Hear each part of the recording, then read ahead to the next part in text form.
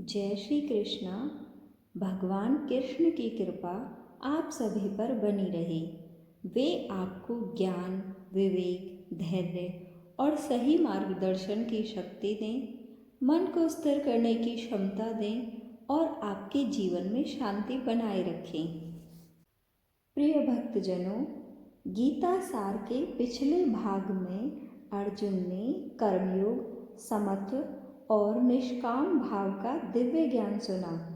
उसे समझ आया कि कर्म करते हुए भी मन शांत रखा जा सकता है, फल की चिंता छोड़कर भी धर्म निभाया जा सकता है। लेकिन एक गहरी उलझन अभी भी शेष थी।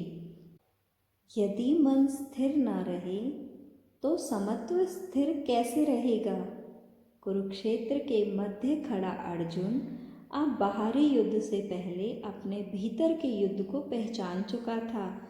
रथ की लगाम थामे करुणा से भरे श्री कृष्ण मुस्कुराए, अर्जुन, मन वायु के समान चंचल है, इसे रोकना कठिन है पर असंभव नहीं।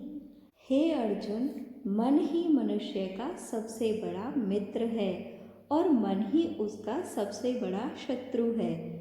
जिसने मन को जीत लिया उसने संसार को जीत लिया। अर्जुन ने विनम्रता से पूछा, हे माधव, ये संभव कैसे है? कृष्ण बोले, दो उपाय हैं, अभ्यास और वैराग्य। अभ्यास बार बार मन को भटकने से रोकता है, वैराग्य अनावश्यक इच्छाओं और मोह से दूरी बनाता है। मन को बांधना बल से नहीं, समझ से होता है। जब साधक यह देख लेता है कि मन कहाँ कहाँ भटकता है, तभी वह उसे सही दिशा दे पाता है।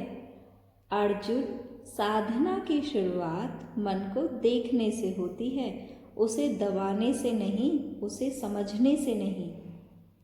एकांत स्थान चुनो जहाँ बाहरी शोर कम हो और भीतर की आवाज़ स्पष्ट सुनाई दे। शरीर सीधा, गर्दन स्थिर, दृष्टि नासिका के अग्रभाग पर, सांसों की गति पर ध्यान।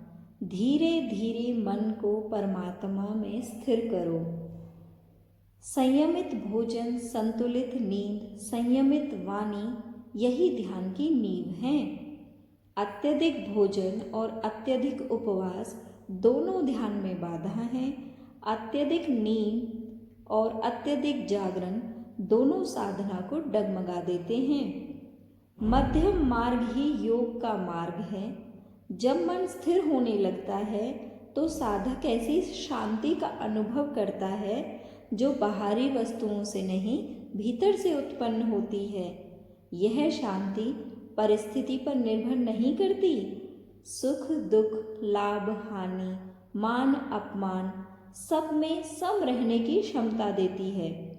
सच्चा योगी वही है अर्जुन, जो हर प्राणी में स्वयं को देखे और स्वयं में हर प्राणी को, जिसके लिए मित्र और शत्रु समान हो, जो दूसरों के दुख में दुखी हो और दूसरों के सुख में प्रसन्न, वही श्रेष्ठ योगी है।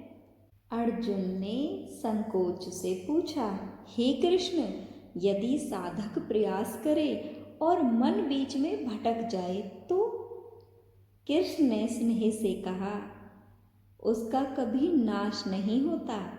साधना का कोई भी प्रयास व्यर्थ नहीं जाता अर्जुन। वह जहाँ साधना छोड़ता है, अगले जन्म में वहीं से आरंभ करता है। इसलिए निराशा का स्थान साधना में नहीं है। तपस्वियों से श्रेष्ठ योगी है, ज्ञानियों से श्रेष्ठ योगी है, कर्मियों से भी श्रेष्ठ योगी है। अर्जुन, तू योगी बन।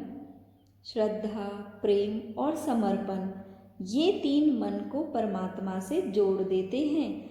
जब मन स्थिर हो जाता है तब हर कर्म ईश्वर को समर्पित हो जाता है।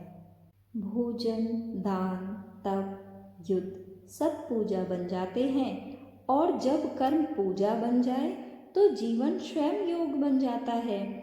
ज्ञान मनुष्य को मोह से अलग करता है, स्थिर मन ही ध्यान की अवस्था प्राप्त करता है। ध्यान की अवस्था में साधक संसार की उलझनों से ऊपर उठ जाता है। वह भीतर की शांति में स्थित रहता है, जहाँ न भय होता है, न राग होता है, न द्वेष होता है। अब अर्जुन का मन शांत था, समत्व का मार्ग स्पष्ट था, ध्यान का रहस्य भी प्रकट हो चुका था, लेकिन एक नई जिज्ञासा जन्म ले रही थी। प्रभु, मैं आपको वास्तव में कैसे जानूं? आप इस सृष्टि में कहाँ कहाँ हैं? आपका दिव्य स्वरूप कहाँ है? श्री कृष्ण मुस्कुराए, मानो वे आप अपने दिव्य स्वरूप का रहस्य प्रकट करने वाले हों। तो प्रिय भक्तों, अगले भाग में श्री कृष्ण बताएंगे कि वे इस सृष्टि के कण कण में कैसे विद्वान हैं और उनकी विभूतियाँ किस प्रकार संपूर्ण जगत में फैली हुई हैं। जय श्री कृष्णा। आपका दिन शुभ हो।